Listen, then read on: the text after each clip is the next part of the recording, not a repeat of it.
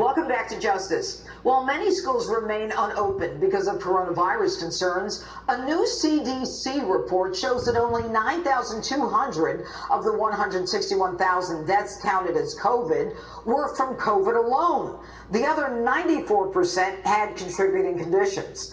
Dr. Robert Hariri is the founder and CEO of Cellularity, and he joins me now with more. All right, doctor, so if 6% of the 161,000 died from COVID alone, is the mortality rate really reflecting the people who are dying of COVID? You know, that's the big question. What we know is that the vast majority of people who die from this disease are of a very advanced age, or they have more than one serious life-threatening condition.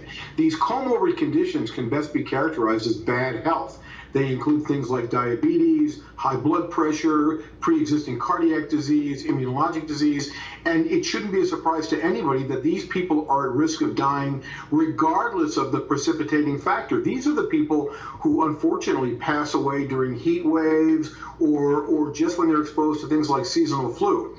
So what's striking, though, is that the CDC data really suggests that had we paid more attention to the pre-existing diseases and had we used that as a factor in who we should protect. In other words, we know who's got diabetes and hypertension and heart disease. If we knew that and we focused our isolation measures and our protective measures on them and allowed the rest of the population to go about their business, we might be in a very different position today. Well, you know, if we use money then for things like diabetes and respiratory illnesses as opposed to all of the money we've spent on COVID. But, you know, there was some argument at the beginning that this would be so horrible that the president shut down the economy. And now we're looking at it and people are saying only 6,000 people, or 9,210 people to be exact, died from COVID alone. So should we have closed down? And why did we listen to that hysteria at the beginning? Listen, hindsight's 20/20, right? And you know, I have the benefit, I was trained by a bunch of trauma surgeons who said in any emergency, the first thing to do is take your own pulse.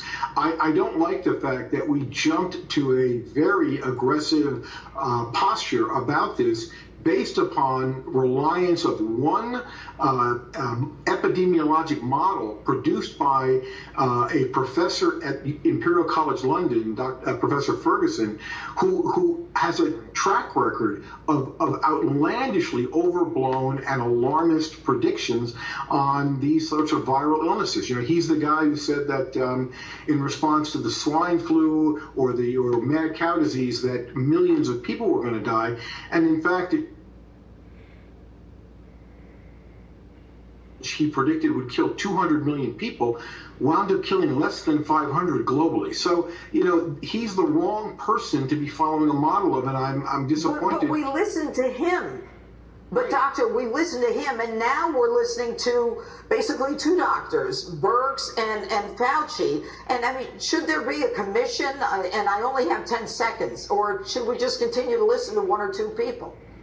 Listen, you know what? We should have approached this the way we approached every other crisis: create an absolute panel of world and national experts, like the Manhattan Project, and innovate our way out of the problem. I'm concerned that we relied on bad models, and even though we know now that this really affects a very select part of the population, we're not focusing our efforts on them.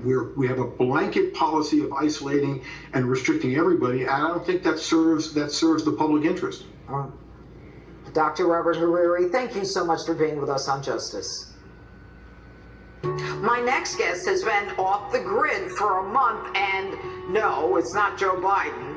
Dave Rubin is fired up about how America has become so polarized. He joins me next.